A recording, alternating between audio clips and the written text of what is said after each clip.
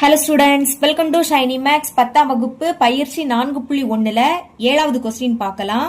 கொடுக்கப்பட்ட படத்தில் OPRQ ஆனது சதுரம், அதாவது OPRQ இது சதுரம்னு கொடுத்திருக்காங்க. மற்றும் கோணம் MLN is equal to 90 degree. MLN சென்டர்ல என்னது இருக்கு? L தானே. அப்ப இந்த L கோணம் என்னது? 90 டிகிரி. எனில் கீழ்கண்டவற்றை நிரூபிக்கவும். 4 சப்டிவிஷன் கொடுத்திருக்காங்க, அதை நிரூபிக்கணும். சரிங்களா? முதல் இந்த படத்தை இங்க வரைஞ்சுக்கிட்டேன். இப்ப ஃபர்ஸ்ட் சப்டிவிஷன் பார்க்கலாம். முக்கோணம் LOP வடிவத்தவையா இருக்கணும். எதுக்குன்னா முக்கோணம் QMO இததான் நிரூபிக்கணும். சரிங்களா? இது ரெண்டும் வடிவத்தவை அப்படி நிரூபிக்க போறோம். முதல் அந்த முக்கோணத்தோட நேம் எடுத்து எழுதிக்கலாம். படத்தில் இருந்து ஃபர்ஸ்ட் முக்கோணம் என்னது? முக்கோணம் LOP எழுதிருங்க. LOP மற்றும் ரெண்டாவது முக்கோணம் என்ன கொடுத்திருக்காங்க? QMO will. இப்ப படத்தை பாருங்க. LOP இந்த முக்கோணமும் அடுத்து QMO இந்த முக்கோணமும் வடிவத்தவை அப்படி நிரூபிக்கணும். சரிங்களா? இந்த ரெண்டு முக்கோணமும் வடிவத்தவை அப்படி நிரூபிக்க போறோம். வடிவத்தவை அப்படி நிரூபிக்கணும்னா ரெண்டு கோணங்கள் நமக்கு சமமா இருக்கணும். இங்க L கோணம் 90 டிகிரி. அடுத்து பாருங்க, இது சதுரம் தானே. அப்போ இதுவும் என்னதான் இருக்கும்? 90 டிகிரியா தான் இருக்கும். இந்த முக்கோணத்துல Q கோணம் 90 டிகிரி, இந்த முக்கோணத்துல L கோணம் 90 டிகிரி. அப்ப இந்த ரெண்டு கோணமும் சமம். எழுதிக்கலாம். கோணம் L சமம் அடுத்து கோணம் Q ரெண்டுமே என்னது? 90 டிகிரி. இப்போ ஒரு கோணம் சமமாயிடுச்சு.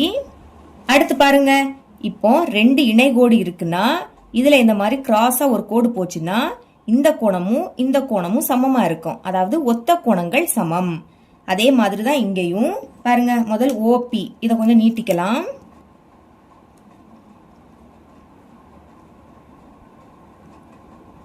இங்கே நீட்டிருங்க. இப்போ இந்த கோடும் இணைகோடு, இது குறுக்கு வெட்டி. அப்போ இதுவும் இந்த கோணமும் ஒத்த கோணங்கள். அதனால இது ரெண்டும் என்னது? சமமா இருக்கும். எழுதிக்கலாமா? ஃபர்ஸ்ட் இந்த கோணத்தை எழுதிக்கணும். அப்போ இதுதான் நடுவுல வரணும். LOP ஓல தான் கோணம் அமையுது. அப்ப அதுதான் சென்டர்ல வரணும். கோணம் LOP எழுதிக்கலாம். கோணம் LOP சமம் அடுத்து கோணம். இப்ப இந்த கோணம் எழுதிக்கலாமா?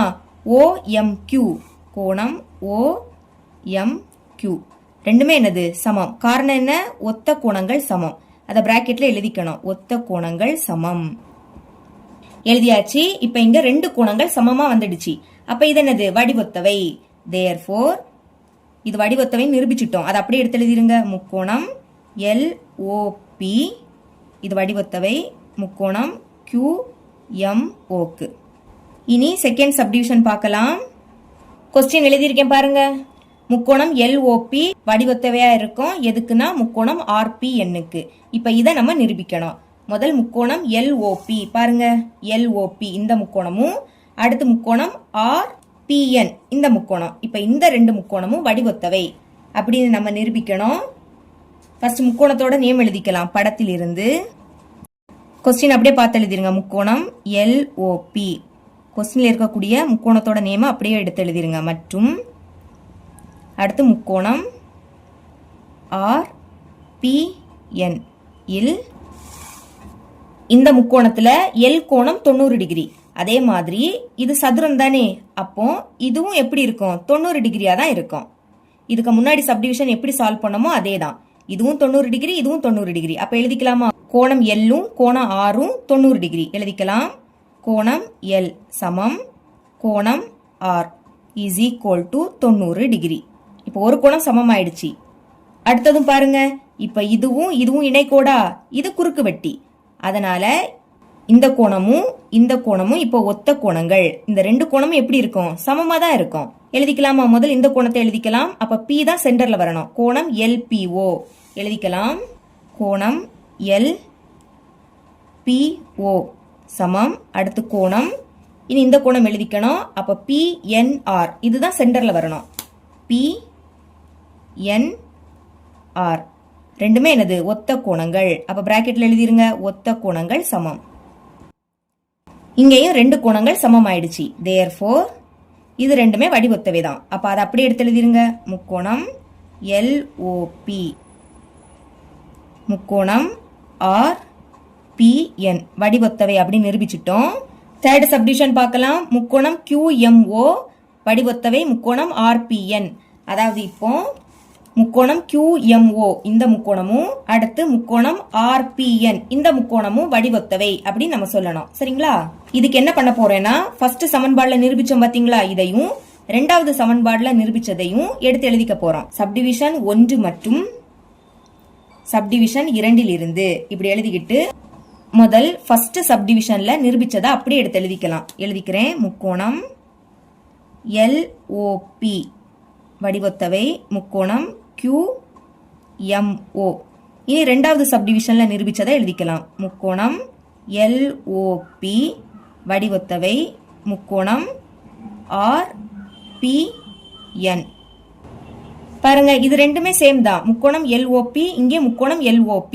அப்ப இடது பக்கம் சமமா இருந்ததுன்னா வலது பக்கமும் சமமா தானே இருக்கும். அப்ப வலது பக்கத்துல உள்ளது எழுதிக்கலாம். முதல்ல இதை எடுத்து எழுதிக்கிறேன். therefore முக்கோணம் QMO இந்த குறியீடு போடணும், வடிவொத்தவைக்கான குறியீடு போடணும். அடுத்து இதை எடுத்து எழுதிக்கலாம். முக்கோணம் RPN.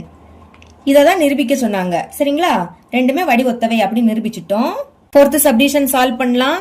இததான் நிரூபிக்கணும். அதுக்கு முன்னாடி சதுரம், நமக்கு கொஸ்டின்ல சதுரத்தோட நேம் என்ன கொடுத்திருந்தாங்க? OPRQ இருந்து சதுரத்தை பொறுத்த வரைக்கும் எல்லா பக்கமும் சமம். சரிங்களா? இப்ப இது சதுரம், நேம் கொடுக்கலாமா? இது O, இது P, இது R, இது Q.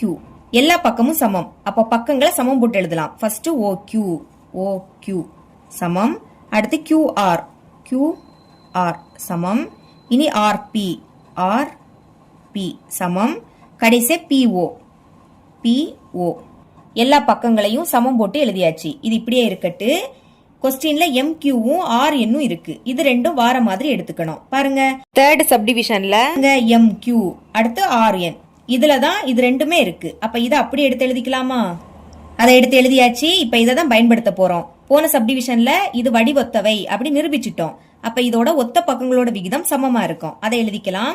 கொஸ்டின்ல பாருங்க, MQ இருக்கு. MQ ஃபர்ஸ்ட் உள்ள ரெண்டும் QMனாலும் MQனாலும் ஒண்ணுதான். சரிங்களா? கொஸ்டின்ல MQன்னு கொடுத்துருக்கனால நானும் அதை அப்படியே எடுத்து எழுதிக்கிட்டேன்.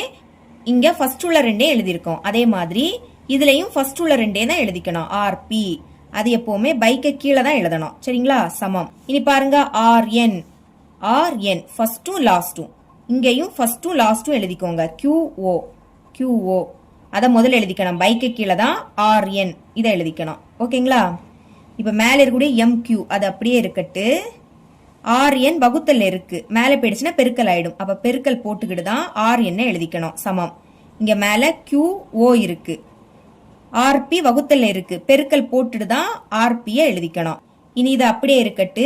சமம் QO. பாருங்க, OQனாலும் QOனாலும் ஒண்ணுதான். இப்போ QOக்கு பதில் QRன்னு எழுதிக்க போறேன். ஏன்னா நிரூபிக்க வேண்டியதுல QR தான் இருக்கு.